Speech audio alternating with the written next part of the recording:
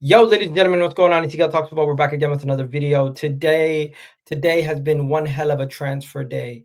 Today we have gotten transfers that have failed, transfers that have gone through, and in the last minute, Marc Guehi is not going to be joining Liverpool Football Club. Marc Guehi told Oliver Glasner last night that he wanted to join Liverpool immediately and not wanting to wait until next year or until January. But unfortunately for Liverpool, the signing that Crystal Palace were looking to get fell apart. The player that Crystal Palace were trying to sign, that deal collapsed and subsequently led to Marc Guehi's deal collapsing, as I can show you Fabrizio Romano's post right now.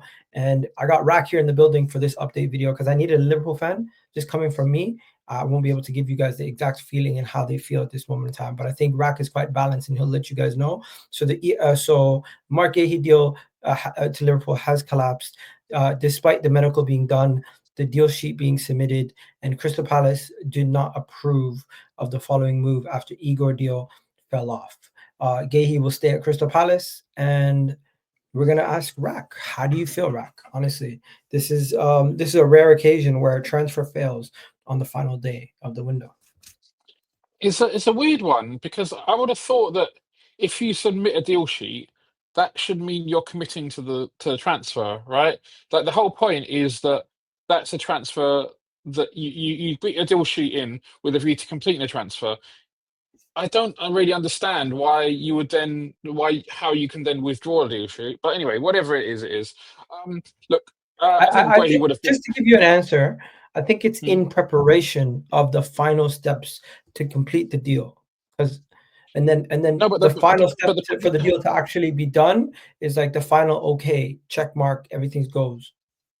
Yeah, but the thing is, the idea is that when you're completing a transfer, if you are going to complete a transfer, then you sign the deal sheet, and that should mean that everything is done, and you're just putting like I don't know, crossing, dotting i's and crossing t's. It shouldn't be a situation where that move is then dependent on something else going through.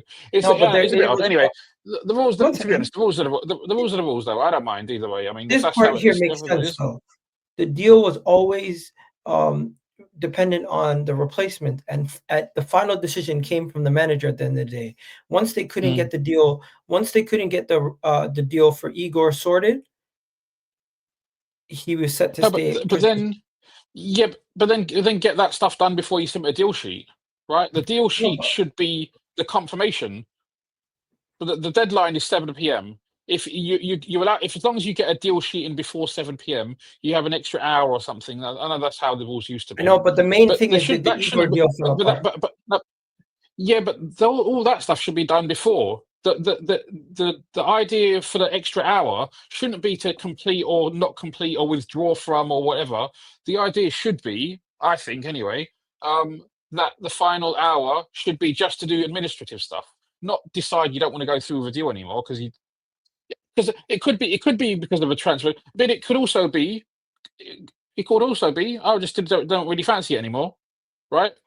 And when you submit a deal sheet, then it would be weird to turn around and say, "Oh, I don't really fancy it anymore."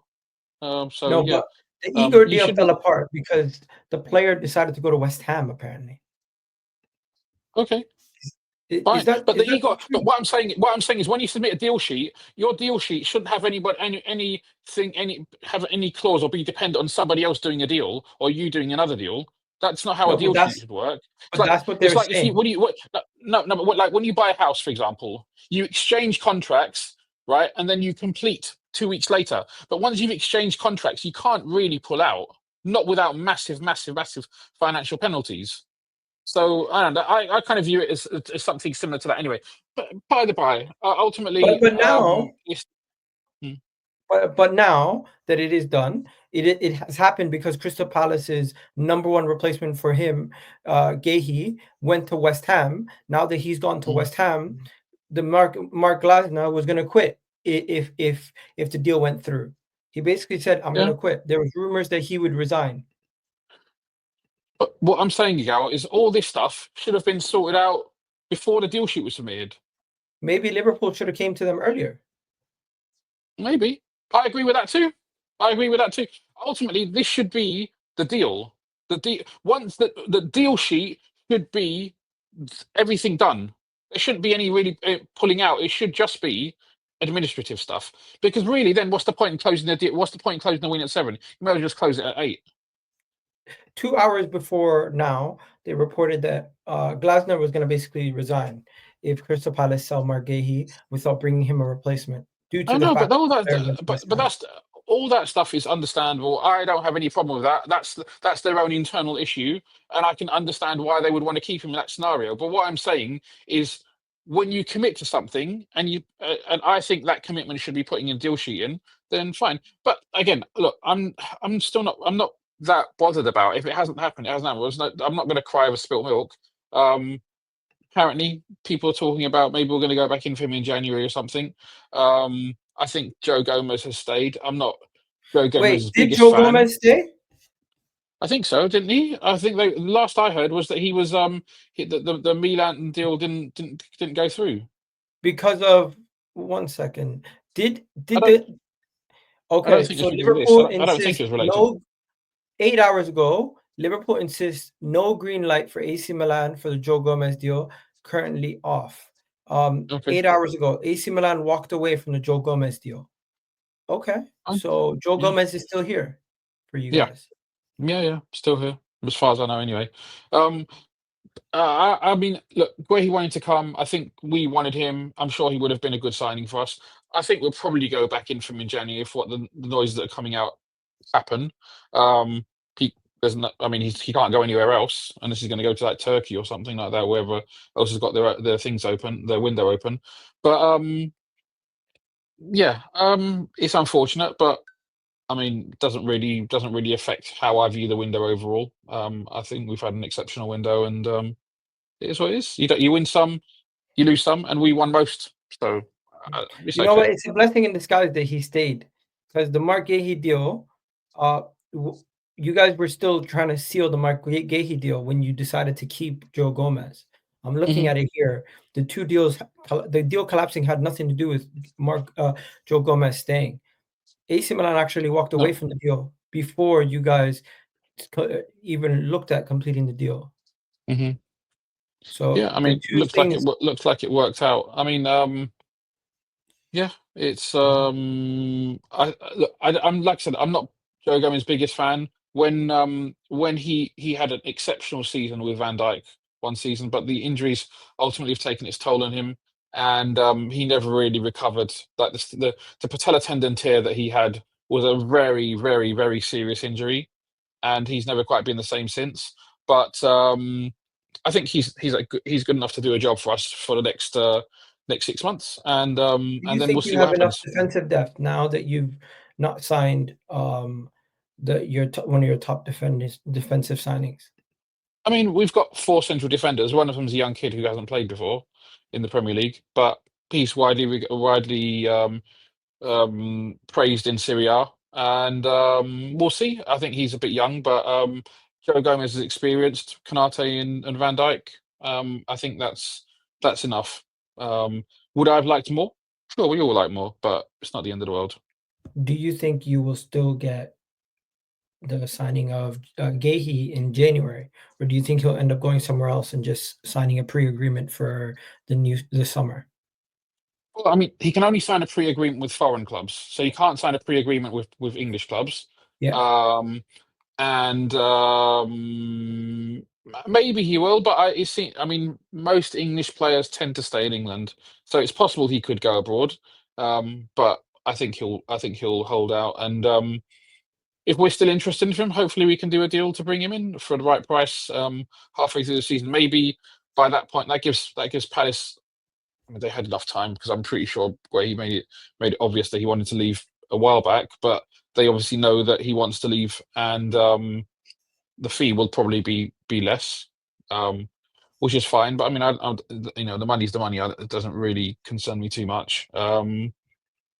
But yeah, it doesn't take the shine off the window for me. I'm very happy with our recruitment. Mm. So, are you not even a little bit concerned about your squad depth? No, Yeah. Honoring. because no, I mean, would I look if the club view Gehi as being an upgrade on Joe Gomez, which I think they do, then we haven't improved to the degree that we would have hoped to in that particular area. But I think overall it would be remiss of me to like start kicking up a fuss after all the business and all the quality we've brought in. I mean, we've brought in world class players in some significant positions, and I think I'm okay. I'm okay with it. You don't always get everything you want, and sure, I could kick and scream and shout FSG out and all that kind of stuff, but ultimately that's not going to really make much difference. I'm happy with the players we've brought in. Would I have liked more players and better players? I think everybody always wants more players and better players, but you don't. But 99.9% of the time, you don't get them. And if you would have said to me at the start of the window, these are the players you're going to get. I mean, I think you'd have to be a liar to say that that's not enough, right? Any So you Liverpool think fan would say. Liverpool fans? There's no meltdowns happening tonight over Guehi not happening. Listen, there were always going to be some fans who always melt down about everything, and some people who melt down about some things. I'm not going to melt down about this. There's nothing I can do about it, right? What can I do about it? There's no point in melting down. I just got to hope it's enough, and I think it will be enough. As a team that's going to be challenging against Liverpool this season, or at least hoping to challenge against Liverpool, I'll keep it 100. I'm happy. I'm loving the fact that this is happening. And rivalry aside, or not rivalry aside, I mean, being an Arsenal fan, looking at it from the outside, hopefully this benefits us. And if you guys do have any situations with your defense where you don't have enough cover, then it could cost you. And I'm not saying I'm not wishing for injury, but I'm saying these kind of things. Don't think for 1 second I'm wishing for injury. I'm just simply saying we know you guys were planning on having the squad depth. You now don't have the squad depth you were planning on having. That could potentially cost you, and if it does, it would When potentially be to the benefit of my team. we plan to have 4 central defenders. We have 4 central defenders, right? The difference is The we plan to quality. have we plan to have Guehi and lose Gomez, and that hasn't happened. Ultimately, Guehi was probably going to be our third choice central defender. So yeah, we haven't improved in our third choice defensive So position. you're all smiles, or you're not concerned? I'm not concerned, no. But I mean, look, Egal, if I said to you at the start of this window, Liverpool are going to bring in Wirtz, Isak, Ekatike, you would be much more worried. The thing is, you've had time to listen to it and understand it and digest it. So now you're pulling the single thread of optimism that you pulled is the fact that we haven't improved our third choice centre back. You know, my thoughts are Liverpool have no more excuses. You should win the quad, and you can no longer say FSG out.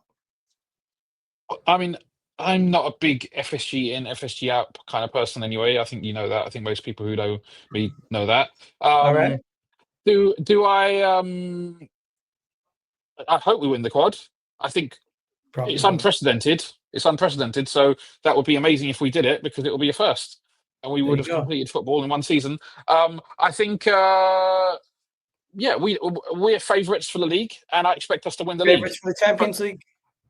I mean, yeah, we're right up there. We're probably in the top two or top three maximum. Who's And the other two? PSG Real for Madrid. sure. PSG for sure. Okay, I'm going to say PSG. I don't know about Barcelona. I'm not sure about Barcelona, Nice. but I think Barcelona's Arsenal. up there, yeah. I think Arsenal are pretty close. People Fair. might laugh at that, but that's just because I think you have a strong defense, and the strong defense can get you so far. Fair enough. And We're gonna the wrap thing is, it up here. but just so we're clear, I don't have an excuse, but you don't have an excuse either. You don't No, have we an don't. excuse either. We Well, don't. But don't forget, so just but because some, Arsenal haven't won it doesn't mean Liverpool don't have pressure on them also to win it. oh, okay. Look at how we've spent the most money of any English club in any transfer window in history. Of course, there's pressure on us. We're the reigning and defending champions. Of course, there's pressure on us. We're Liverpool Football Club. Of course, there's pressure on us. First, let's wrap it up here, guys. You guys have yourselves a wonderful day. Catch you guys in the next video. Love for the love. Thank you, Rock. Peace out, people.